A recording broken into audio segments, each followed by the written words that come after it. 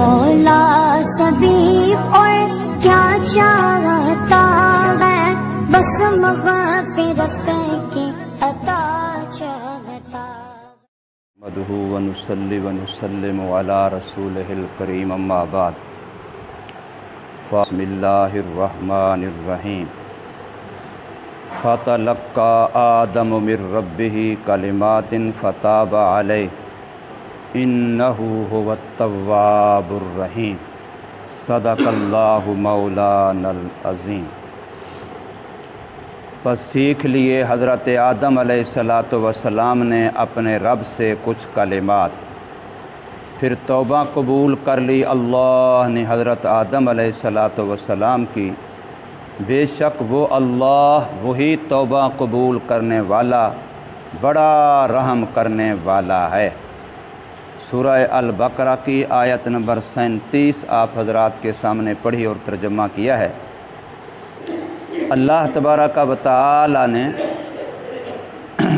شجرہ ممنوعہ، جو درخت، جو پودا جس سے اللہ نے آدم و حوا کو منع کیا تھا، یہ تم نے نہیں کھانا، ولا تقربا ہذہ الشجرہ، تو وہ شجرہ ممنوعہ جب دونوں نے کھا لیا، شیطان کے بہکانے پھسلانے پر جب ان دونوں نے اس کو کھا لیا، تو اس کا سب سے پہلا نقصان جو قرآن مجید کے اندر آتا ہے وہ یہ ہوا کہ ان کا لباس اتر گیا۔ سب سے پہلا نقصان جو قرآن مجید کے اندر ہے، سب سے پہلے ان سے وہ جو جنتی لباس تھا، جو جسم کو ڈھانپنے والا تھا، وہ فوراً اتر گیا۔ اب ننگا ہونا انسان کے لیے فطری طور پر برا ہے، یہ صرف مذہبی مسئلہ نہیں ہے۔ ننگا ہونا فطری طور پر انسان ہو، بس اندر میں انسانیت ہے تو اس کو برا لگے گا۔ تو فوراً ہی قرآن مجید کے اندر آتا ہے کہ جن درختوں کے پتے بڑے تھے وہ ان درختوں کے پتوں سے اپنے جسم کو چھپانے لگے، شرمگاہ کو چھپانے لگے، حالانکہ صرف دو انسان ہیں، تیسرا کوئی انسان ابھی تک نہیں تھا، اور دونوں آپس میں میاں بیوی ہیں جن میں جسم چھپانا کوئی ضروری نہیں ہوتا، میاں بیوی ہیں، لیکن پھر بھی حیائے انسانی بتلا رہا ہے کہ انہوں نے فوراً اپنے جسم پر درختوں کے پتے لگانے لگ گئے تاکہ ہم اپنے جسم کو چھپا سکیں۔ اب اس میں پہلی بات تو یہ دیکھیں کہ انسان جب رب کی نافرمانی کرتا ہے اور خصوصاً غذا حرام کے اندر جاتی ہے، کمائی کے اندر، خوراک کے اندر جب خرابی آتی ہے، جسم حرام جسم سے پلتا ہے، تو اس سے غیرت اور حیا چلی جاتی ہے۔ آج معاشرے میں دیکھیں کیا ہو رہا ہے۔ غذا کے اندر چونکہ احتیاط نہیں رہی، غذا میں پرہیز نہیں رہی، بس ایک ہی بات ہے، حیوان نے بھی پیٹ بھرنا ہے، انسان نے بھی پیٹ بھرنا ہے، جو میرے جی میں آتا ہے مجھے وہ کھانے پینے پہننے کو مل جائے، کیسے پیسے سے، حلال سے حرام سے اس سے کوئی سروکار نہیں ہے۔ نتیجہ یہ نکلے کہ حیا اور غیرت سے معاشرہ انسان کا خالی ہو گیا ہے، اور یہ قرآن کی تعلیم ہے۔ دوسرا نقصان یہ ہوا کہ جنت سے محروم کر کے، نکال کر کے زمین پر بھیج دیے گئے آدم و حوا کو۔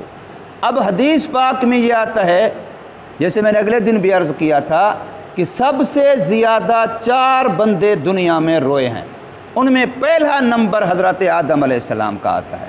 سب سے زیادہ روئے ہیں جب اللہ نے ان کو جنت سے نکال کے زمین پہ بھیج دیا، تو سب سے زیادہ، کم سے کم جو روایت ہے وہ 40 دن کی ہے۔ 40 دن آدم علیہ السلام مسلسل روتے رہے، روتے رہے، روتے رہے، رب کے سامنے آہوزاری کرتے رہے۔ اب وہ نبی ہیں، ان سے خطا جان بوجھ کر نہیں ہوئی، اجتہادی خطا زیادہ سے زیادہ اس کو کہہ سکتے ہیں، ورنہ نبی ہر قسم کے گناہ سے معصوم اور پاک ہوتا ہے، نبوت ملنے سے پہلے بھی، نبوت ملنے کے بعد بھی کوئی گناہ ان سے صادر نہیں ہوا، اور ہم پتہ نہیں کتنے گناہ کر کے پھر بھی پرواہ نہیں کرتے۔ رونا تو دور کی بات ہے، تھوڑی سی ندامت بھی نہیں آتی۔ میرے آقا صلی اللہ علیہ وسلم فرماتے ہیں، جو میں جانتا ہوں اگر تم جان لو تو تم ہنسو گے کم اور روو گے زیادہ، ہنسو گے کم اور روو گے زیادہ۔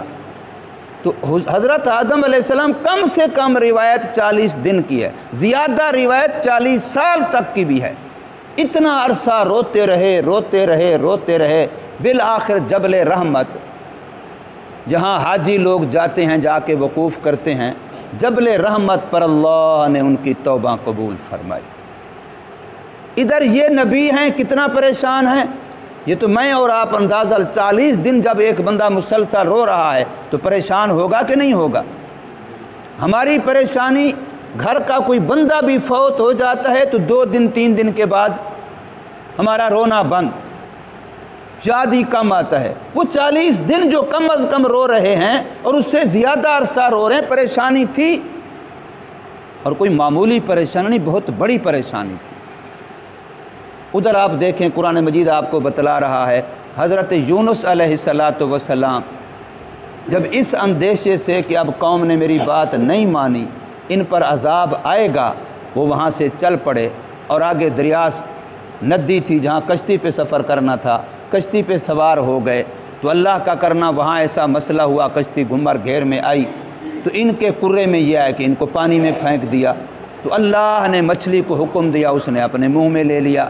اب مچھلی نے منہ میں لے لیا، نہ موت آتی ہے نہ رہائی ملتی ہے۔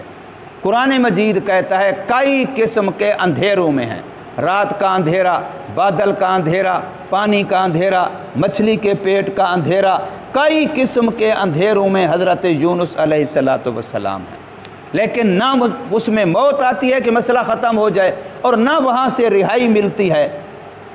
اب یہ بھی پریشان، یہ بھی نبی ہیں، بہت پریشانی ہے، اور ادھر وہ بھی نبی ہیں، بہت پریشانی ہے۔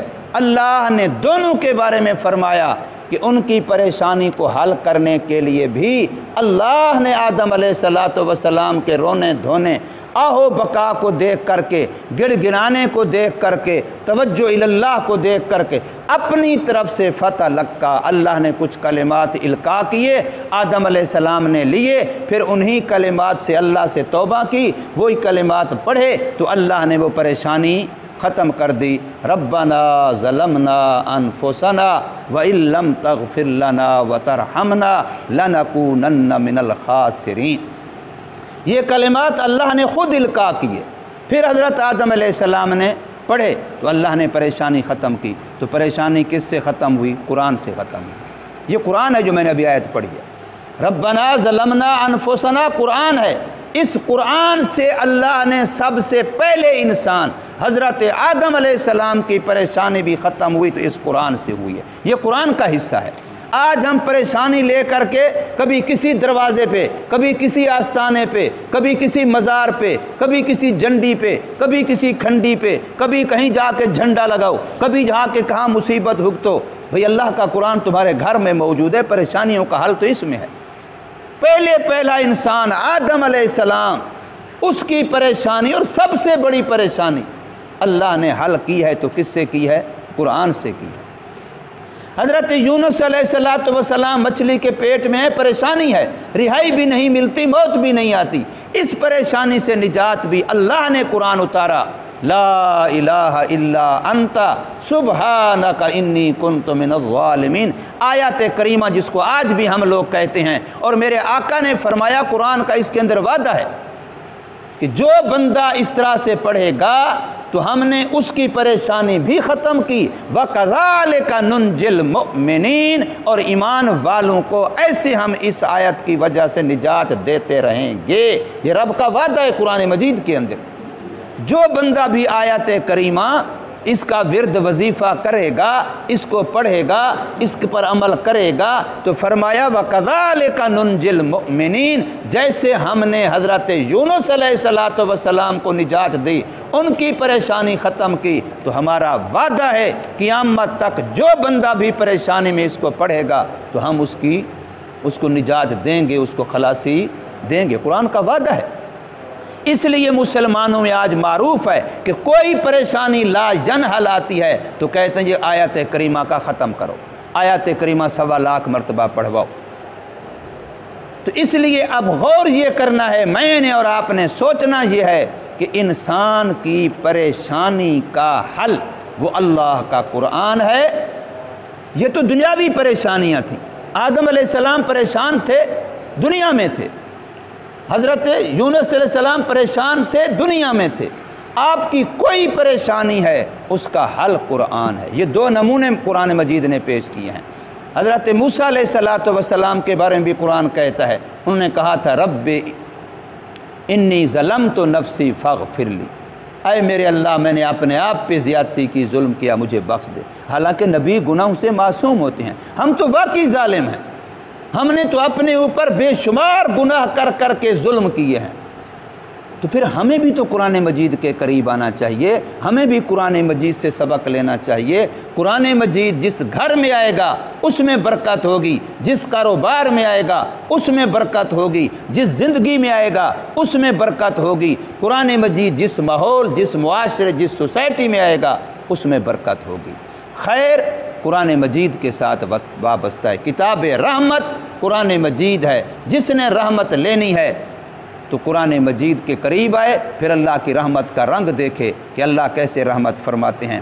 تو فرمایا فَتَلَقَّىٰ آدَمُ مِن رَبِّهِ، پس سیکھ لیے، لے لیے حضرت آدم علیہ السلام۔ تلقّیٰ کا لفظی معنی ہوتا ہے لاق یا ملاقات کرنا، اور ملاقات بھی ایسے کرنا جیسے کوئی کبھی بہت عرصے کا بچھڑا ہوا ہوتا ہے، بہت زیادہ اس کی انسان کو انتظار ہوتی ہے، اور وہ یکدم آج انسان ذوق سے، شوق سے، محبت سے، والہانہ طور پر اس کی کیا کرے، ملاقات کرے۔ ہماری فقہ کتابوں میں ایک مسئلہ آتا ہے تلقی جلب، تلقی جلب، یہ بے آتی ہے، اس بے کے بارے میں مسئلہ آتا ہے کہ یہ بے مکروہ ہے۔ فرض کرو ایک بندہ یہاں فیصل آباد کی فروٹ منڈی میں فروٹوں کا کام کرتا ہے، اب اس کو پتہ چلا وہ جی بلوچستان سے پٹھان خان کئی سارے ٹرک فروٹوں کے، سیبوں کے لا رہا ہے۔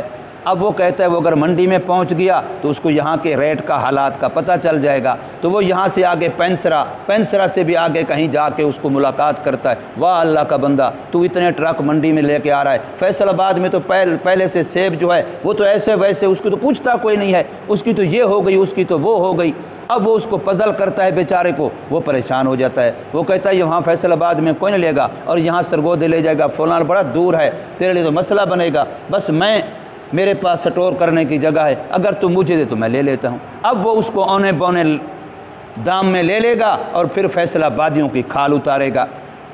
تو اسے کہتے ہیں تلقی جلب کی بے، اور اس کو شریعت نے مکروہ کہا ہے، ناجائز کہا ہے کہ یوں جا کے شوق ذوق سے آگے بڑھ کر کے ایک تاجر سے ملاقات کرنا، اور اس سے ملاقات کر کے اس کی چیز، اس کو غلط بیانی کر کے، ڈرا دھمکا کے، اور طریقے حالات بتلا کے اس سے اونے بونے ریٹ میں لے لینا اور پھر آ کر کے مہنگی شہر میں بیچنا، تو اس کو شریعت نے مکروہ کہا ہے۔ تو یہاں بھی لفظ تلقی کا آتا ہے، تو یہاں بھی فرمایا فَتَلَقَّىٰ آدَمُ، حضرت آدم علیہ السلام کو جب اللہ نے بتلایا کہ تو بڑا پریشان ہے توبہ کے بارے میں، تو یہ کلمات میں دیتا ہوں، ان سے توبہ کر۔ تو آدم علیہ السلام نے بڑے شوق سے اور محبت سے، ایسے جیسے گویا کہ انتظار میں تھے، ان کو بڑی محبت سے لیا ہے، ان کلمات کی ملاقات کی ہے۔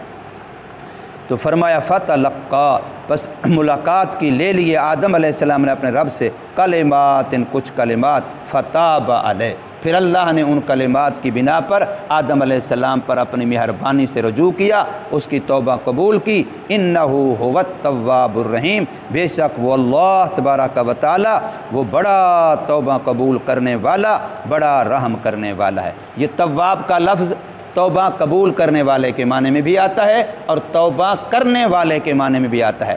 وضو کے بعد جو رسول اللہ صلی اللہ علیہ وسلم نے دعا بتلائی، اللہم اجعلنی من التوابین، یہ توابین یہاں انسان کی صفت ہے، تو تواب انسان کی صفت بھی آتی ہے اور تواب اللہ تعالیٰ کی صفت بھی آتی ہے، لیکن تائب یہ صرف انسان کی صفت آتی ہے، اللہ تعالیٰ کی صفت نہیں آتی۔ یہاں ایک چھوٹا سا سوال ہے، سوال یہ ہے کہ درخت تو دونوں نے کھایا تھا، آدم و حوا نے، جنت سے نکالے بھی دونوں گئے تھے، لیکن یہاں پر تذکرہ توبہ قبول کرنے کا صرف آدم علیہ السلام کا ہے، تو حضرت اماں حوا کا کیوں نہیں ہے؟